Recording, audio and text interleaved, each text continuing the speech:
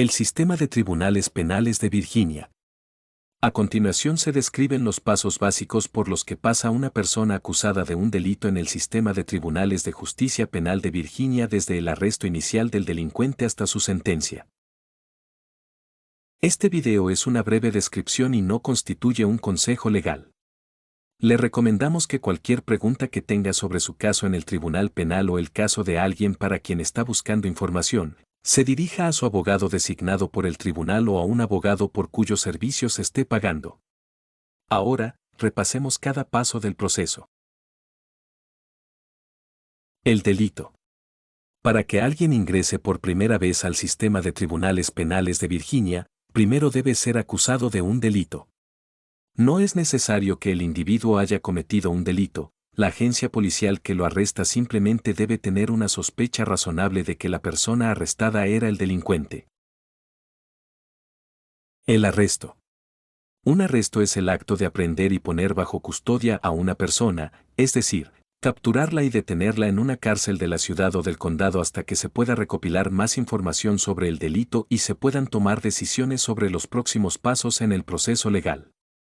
El arresto también puede deberse a la emisión de una orden judicial. Reserva.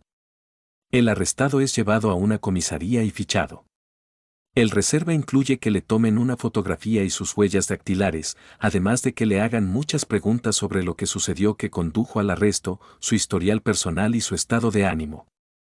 Se inicia inmediatamente una investigación sobre sus antecedentes penales, pruebas o testigos. La mayoría de los abogados con licencia le recomendarán en este momento que permanezca en silencio y no proporcione ninguna información porque puede contar con que todo lo que diga será utilizado en su contra. Cuando se le permita hacer su única llamada, es mejor llamar a un familiar confiable o a un abogado porque sabrán dónde y cómo comunicarse con usted y podrán comunicarse en su nombre. Las compañías de fianzas y los abogados no siempre aceptan llamadas por cobrar, que es la única forma en que los arrestados pueden llamar. No es recomendable llamar a un amigo, pareja o cualquier persona involucrada en el delito. Detención. En el momento en que se toma la decisión de detenerlo en la cárcel, sus derechos se vuelven mucho más limitados. Si aún no ha hecho su única llamada, puede hacerlo mientras está detenido. Utilice este tiempo para comprender los cargos en su contra y sus próximos pasos, ya sea que incluya una fianza o una comparecencia ante el tribunal. Aunque es difícil, es el momento de tener paciencia. Los siguientes pasos varían, dependiendo del tipo de delito, la gravedad del mismo y el lugar donde ocurrió. Audiencias y comparecencias. Para que los arrestados tengan el debido proceso, que es el derecho a un trato justo a través del sistema judicial normal, las audiencias y comparecencias se llevan a cabo hasta el momento de la liberación o el juicio. Ejemplos de audiencias importantes incluyen la comparecencia inicial, también llamada primera comparecencia, lectura de cargos, audiencia preliminar y audiencia de fianza. El oficial que lo arrestó, la cárcel, el abogado o el tribunal le informarán al arrestado cuándo y dónde presentarse en las audiencias. El aviso podría estar en papel sin que se lo comuniquen en persona. Corresponde al tribunal decidir si las audiencias se llevan a cabo personalmente en una sala, por teléfono o por videoconferencia. Comparecencia inicial. También llamada primera comparecencia, es la primera vez que el arrestado comparecerá ante un juez. La comparecencia inicial ocurre dentro de 24 a 48 horas con excepciones si el arrestado está en la cárcel y posiblemente más si el arrestado está fuera de la cárcel bajo fianza. En la comparecencia inicial, el juez revisa la información del informe policial como el nombre, la dirección y el presunto delito cometido del detenido. A continuación, el juez informa al detenido de las acusaciones en su contra. El juez puede liberar al detenido si las pruebas en su contra son débiles, pero si existen pruebas suficientes, se establece la fianza. Si previamente se había establecido una fianza, el juez puede reconsiderar el establecimiento de una nueva fianza. El juez también informa al detenido sobre el derecho a guardar silencio y el derecho a tener un abogado. La comparecencia inicial no es el momento en que el acusado se declara culpable, sea culpable o no, y si se le hacen preguntas, las respuestas deben ser sí o no. Existe una excepción a no declarar culpabilidad en la comparecencia inicial porque a veces la comparecencia inicial puede ser la única comparecencia para delitos menores menos graves. La lectura de cargos. La lectura de cargos puede ser una comparecencia inicial si es la primera vez que un acusado ve a un juez en su caso. Por lo general, también es la primera vez para los acusados que no fueron arrestados pero recibieron una citación o requerimiento. Si el acusado no tiene un abogado, el tribunal puede asignarle uno.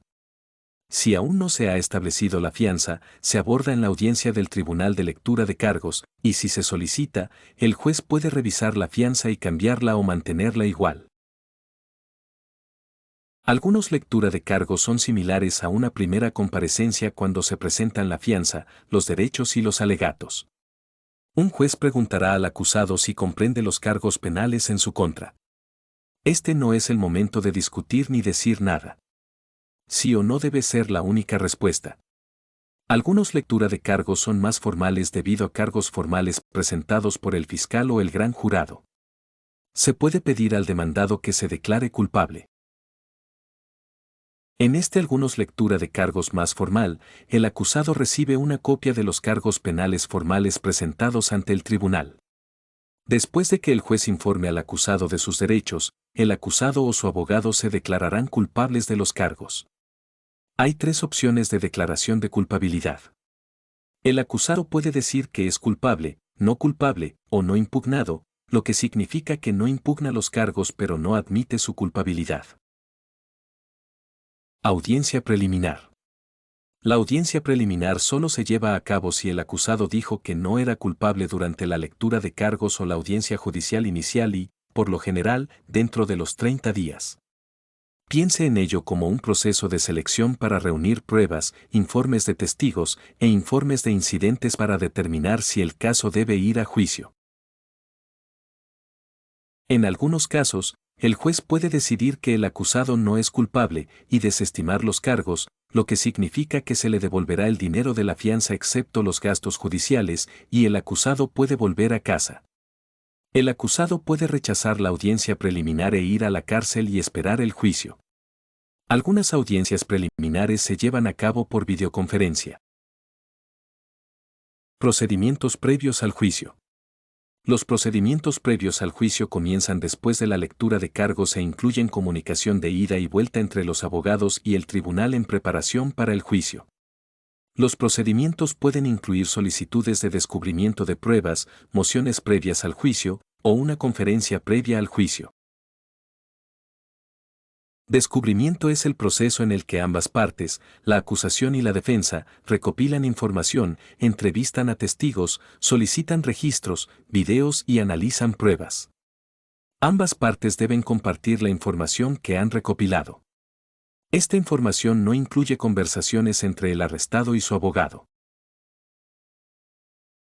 Las mociones previas al juicio son solicitudes formales de algún tipo de acción por parte del tribunal. Por ejemplo, existen mociones para suprimir, es decir, retener información injusta. Mociones de aplazamiento, es decir, retrasar el juicio por diversas razones. Moción para desestimar, es decir, retirar un cargo. O mociones de solicitud de descubrimiento. Una conferencia previa al juicio es una reunión entre los abogados de ambas partes y el juez asignado al caso.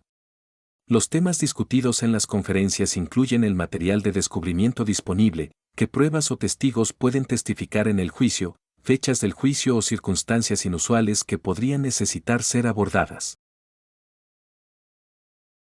Las conferencias previas al juicio se llevan a cabo en persona o mediante videoconferencia. La mayoría de los procedimientos previos al juicio no requieren la comparecencia del acusado. Este es el momento en que las partes discuten un acuerdo llamado acuerdo de culpabilidad. Acuerdo con la Fiscalía. La mayoría de los casos no van a juicio porque ambas partes llegan a un acuerdo de declaración de culpabilidad, en el que ambas partes intentan llegar a un castigo razonable basado en lo que se aprendió en los procedimientos previos al juicio. Solo se puede llegar a un acuerdo de culpabilidad si el acusado admite que es culpable a cambio de un castigo más leve.